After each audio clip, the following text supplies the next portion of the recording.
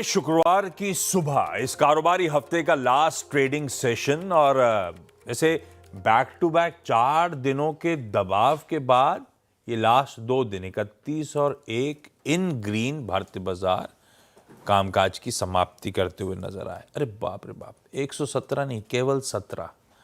इस बार को ठीक करिएगा, लेकिन ठीक है, बैक टू बैक 2 दिन इन ग्रीन क्लोज हुए। पर था लार्जली कंसोलिडेशन के नाम।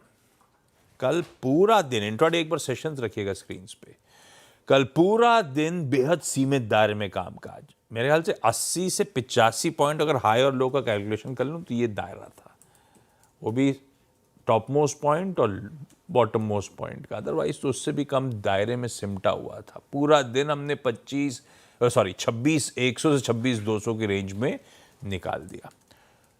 तो कंसोलिडेशन था, पर बुरा नहीं था। एक बार निफ्टी की कंट्रीब्यूशन प्लेट लेकर आइएगा। बाजार का वो हैवी वेट, बाजार का वो दिग्गज आईटीसी कल के ट्रेडिंग सेशन में फाइनली 10% दबाव के साथ सेशन की समाप्ति करा। इस तरह का प्रेशर था।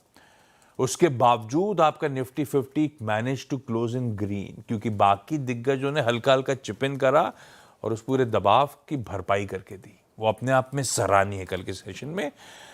हाँ, वॉल्यूम्स, पार्टिसिपेशन लो थे, एफआईएस के ग्रॉस नंबर्स मिनिस्क्यूल से थे।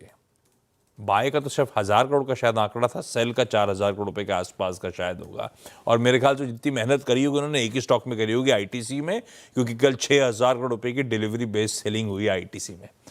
अदरवाइज बिल्कुल मिनिस्क्यूल से एफआईएस के, या फिर कह लीजिए पार्टिसिपेशन और वॉल्यूम्स थे। ग्लोबली सारे मार्केट्स कल बंद थे। हाँ, उसके बावजूद हॉर्माज आपको स्क्रीन पे नजर आएंगे। कुछ ना कुछ इंटरेस्टिंग बात होने ही वाली है ग्लोब के समीकरणों को लेकर। लेकिन ध्यान रखिएगा, आज भी हमारे कई सारे एशियन पीयर्स छुट्टी मना रहे हैं। मेरे ख्याल से मीनिंगफुली वॉल्यूम सब लौट रहे होंगे सोमवार ऑनवर्ड्स, मंडे ऑनवर्ड्स। खैर, गिफ्ट निफ्टी के क्यूज प्लीज स्क्रीन पे रखिएगा। इस फ्राइडे के सेशन फिर हम पस्ती लेकिन इन ग्रीन 25-26 पॉइंट हरे में शुरुआत करने की कर रहे हैं तैयारी। ऐसे में